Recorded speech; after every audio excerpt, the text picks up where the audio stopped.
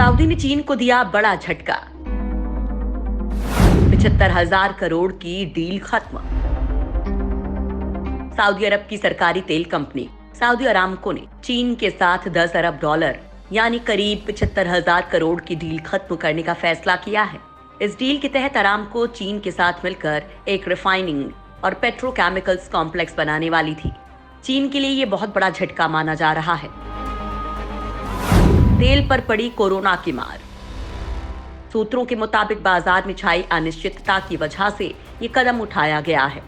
Corona काल में तेल काफी सस्ता हो गया है।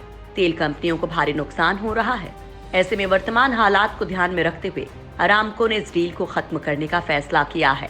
कोरोना के मामले जिस रफ्तार से बढ़ रहे हैं, उस रफ्तार पर वैक्सीन के बिना लगाम संभव नहीं है और वैक्सीन को लेकर अभी दूर दूर तक कोई संभावना नहीं दिख रही है। ऐसे में बाजार और औद्योगिक गतिविधि कब तक प्रभावित रहेगी, इसका अनुमान लगाना कठिन है। इस मामले को लेकर पूछे जाने पर अरामको ने कमेंट करने से इनकार कर दिया। उसके Chinese partner China north industries group corporation और पंजी सिनसिन की तरफ से कोई जवाब नहीं आया। काफी अहम थी ये परियोजना। इस डील की बात करें तो फरवरी 2019 में क्राउन प्रिंस सलमान ने खुद ये डील साइन की थी।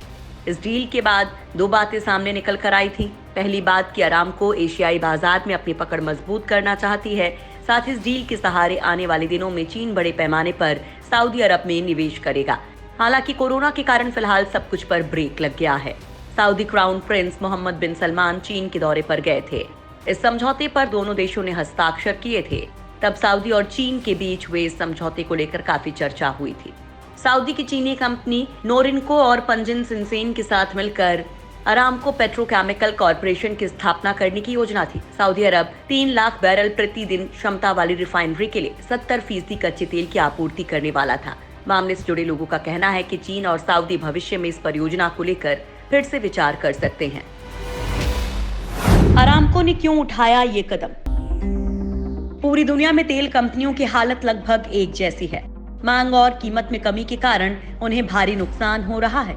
अरामको ने फिलहाल कैपिटल एक्सपेंडिचर घटाने पर फोकस किया है। कंपनी ने 75 अरब डॉलर का डिविडेंड जारी करने का भी फैसला किया है। इस डिविडेंड का बड़ा हिस्सा सऊदी किंगडम को जाता है, जो फिलहाल कैश की भारी किल्लत से गुजर रहा है। तेल पर ही निर्भर है सऊदी। कोरोना वायरस महामारी के प्रकोप की वजह से पूरी दुनिया में तेल की खपत कम हुई है, जिससे कीमतों में भारी गिरावट देखी जा रही है।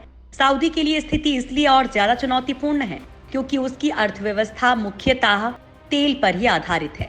दुनिया की सबसे बड़ी तेल उत्पादक कंपनी अरामको ने महाराष्ट्र में भी प्रस्तावित 44 बिलियन डॉलर के रत्नागिरी मेगा रिफाइनरी प्रोजेक्ट में निवेश का ऐलान किया था। विश्लेषकों को आशंका है कि अगर कोरोना के प्रकोप की वजह से तेल की खपत यूं ही गिरती रही और तेल की कीमतें गर्त में जाती रहीं, तो सऊदी भारत में भी निवेश करने से पीछे हट सकता है। अरामको कंपनी बढ़ते कर्ज और कच्चे तेल की कीमतें गिरने के मद्देनजर अपनी बची पूंजी को खर्च करने से बच रही है। अरामको से सऊदी को काफी राजस्व हासिल होता है, लेकिन तेल की कीमतें गिरने से सरकारी खजाने में भी कमी आई है। सऊदी अरामको की इंडोनेशिया की सरकारी तेल कंपनी पर्टामीना के साथ भी एक रिफाइनरी प्रोजेक्ट को लेकर बातचीत चल रही थी। हालांकि दोनों देश किसी समझौते पर नहीं पहुंच सके थे।